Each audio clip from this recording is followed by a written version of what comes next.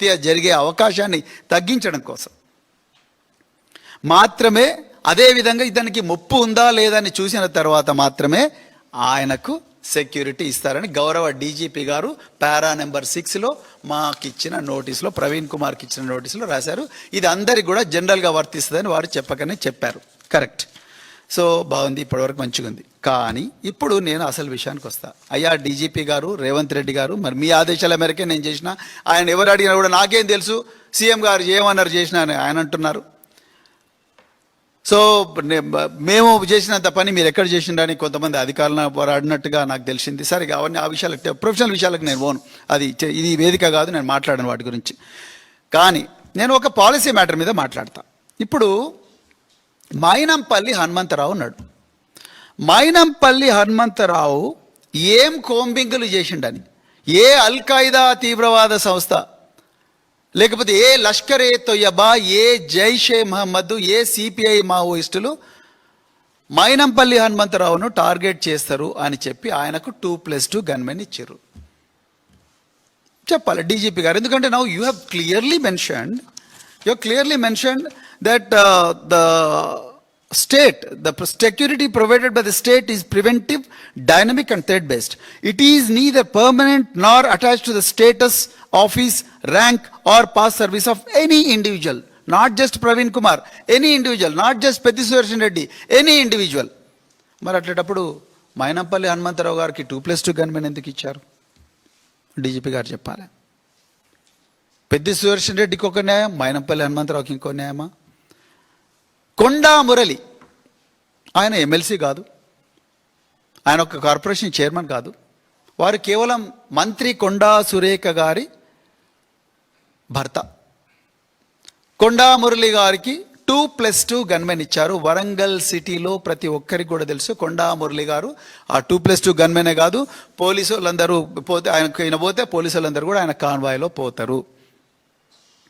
ఆయనకి ఏ హోదా ఉందని 2+2 గన్మెన్ ఇచ్చారు? Now you have to tell DGP garu, nor attached, neither permanent nor attached to the status, office, rank or past service of an individual. What service? What is the contribution of Konda Murali garu? What is the contribution of Maynampalli Hanumantarao such that they deserve 2+2 personal security officers? Anumula Tirupati Reddy గారు, అనుముల కొండల్ రెడ్డి గారు రంగారెడ్డి జిల్లాలో వారు ఏమి కోంబింగులు చేశారని, వారికి ఏ threat ఉందని, వారిని ఏ లష్కర్ ఏ తొయ్యబా, జైషే మహమ్మద్, అల్ Qaeda, ISIS అనే ఉగ్రవాద సంస్థలు వారిని టార్గెట్ చేస్తాయని విదేశాల నుంచి, ఇజ్రాయెల్ నుంచి, టర్కీ నుంచి దిగుమతి చేసుకున్న అత్యాధునిక సెమీ ఆటోమేటిక్ వెపన్స్ వారికి ఇచ్చారు. మరి అదే పట్నం నరేందర్ రెడ్డి, ఆయనే పాపం చేసిండు. ఆయన పాపం చేసిన పాపం ఏంటంటే ఆయన బీఆర్ఎస్లో ఉన్నాడు.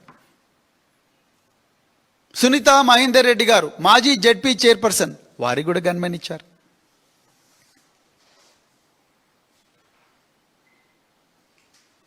ఎట్లిచ్చారు?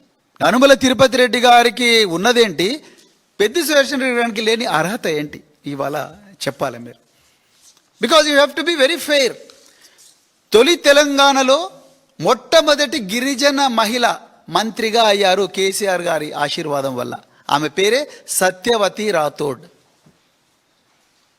సత్యవతి రాథోడ్ గారికి గన్మెన్ తీసేశారు.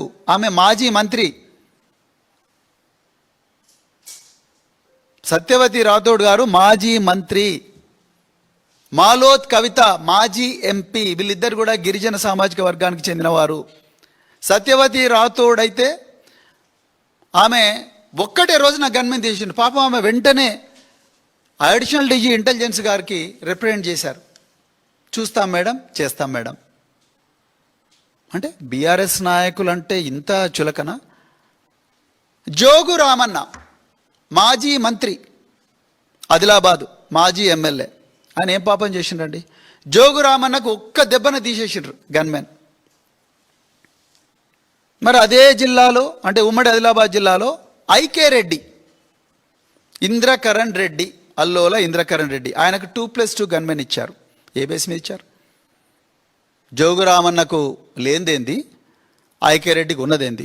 జోగురామన్నను ఎవరు చంపరు, ఐకే రెడ్డిని మాత్రం పెద్ద ఎత్తున ప్రపంచంలోని అన్ని ఉగ్రవాద సంస్థలందరూ కూడా విమానాలు డ్రోన్లు వేసుకొచ్చి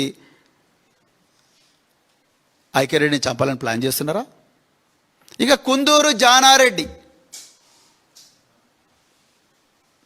జానారెడ్డి కాంగ్రెస్ కురువృద్ధుడు. ఆయనకుండే ఒక్కటే, ఇప్పుడు the DGP has said status, office, rank or past service of any individual. Now I want to know, what is the status, what is the rank, what is the post of Kunduru Jana Reddy garu? He may be ex-minister, అయితే జోగురామన్ కూడా ex-minister, Satyavathi Rathod కూడా ex-minister. మరి వాళ్ళకు లేని status ఈ కుందూరు జానారెడ్డికి ఎక్కడికెళ్ళి వచ్చింది? ఆయనకు 2+2 గన్మెన్ ఇచ్చారు. నాకు ఎవరో చెప్పారు ఆయనకు అత్యాధునిక బుల్లెట్ ప్రూఫ్ వాహనం కూడా ఇచ్చారని, ఇంటి దగ్గర గార్డు కూడా పెట్టారని. ఆయన ఇద్దరు పిల్లలు, ఒక ఆయన ఎంపీ కావచ్చు, ఒక ఆయన ఎమ్మెల్యే కావచ్చు, జైవీర్ రెడ్డి, రఘువీర్ రెడ్డి ఉన్నారు, వాళ్ళు కావచ్చు. కానీ who is Jana Reddy now? What is his status? ఆయన స్టేటస్ కేవలం రేవంత్ రెడ్డి గారికి రాజకీయ గురువుగా ఉండడమేనా? ఏంది ఆయన స్టేటస్? నల్గొండలో ఏ నాయకుడు అని చెప్తారు మరి? ఇప్పుడు అందరికీ అడ్డప్పుడు బీఆర్ఎస్ ప్రభుత్వంలో కూడా కాంగ్రెస్ ఎక్స్ఎమ్మెల్యేలకు కేసీఆర్ గారు అరే పాపం ప్రజాప్రతినిధులు వీళ్ళకి రకరకాల ప్రాబ్లమ్స్ ఉంటాయి అని చెప్పి చాలామంది కూడా గన్మెన్ ఇచ్చారు. ఆ రూలు మీరు కూడా పాటించాలి కదా. మరి మాకు కూడా ప్రాబ్లమ్స్, పెద్ద రెడ్డికి ప్రాబ్లం లేకపోతే ఆయన వెపన్ ఎందుకు పెట్టుకుంటాడు? 30 సంవత్సరాల నుంచి ఇదే తీవ్రవాద ప్రభావిత ప్రాంతాల్లో పనిచేసిండు కదా. ఆయన మీద మీకు ఎందుకు కనికరం రావడం లేదు? ఓకే, మీరు ఆయన ఆరోగ్యం బాగాలేనప్పుడు మీరు గ్రీన్ ఛానల్ ఇచ్చారు. రేవంత్ రెడ్డి గారు హృదయపూర్వక ధన్యవాదాలు మీకు. వరంగల్ నుంచి సికింద్రాబాద్ హాస్పిటల్ తీసుకురావడానికి గ్రీన్ ఛానల్ ఇచ్చారు. మీకు, వరంగల్ పోలీస్ కమిషనర్కు, డీజీపీ గారికి, అదేవిధంగా మల్కాజ్గిరి పోలీస్ కమిషనర్కు, మీ అందరికి కూడా హృదయపూర్వక ధన్యవాదాలు. ఇట్లనే చేయండి, సంతోషం, థ్యాంక్ యూ వెరీ మచ్. కానీ ఆయన గుండెపోటు రాకన్నా ముందు జరిగిన విషయాల గురించి నేను మాట్లాడుతున్నాను. ఈరోజు ఆయన సజీవంగా, ఆయన ఇంకా అంటే ఆనందంగా మా మధ్యలో ఉండేవాడు. కానీ ఇలా పరిస్థితి లేదు. ఆయన హాస్పిటల్లో మృత్యుతో పోరాడుతున్నాడు. ఎందుకింత కోపం? ఇప్పుడు అలంపూరు ఎక్స్ఎమ్మెల్యే ఎస్ఏ సంపత్ కుమార్ ఉన్నాడు.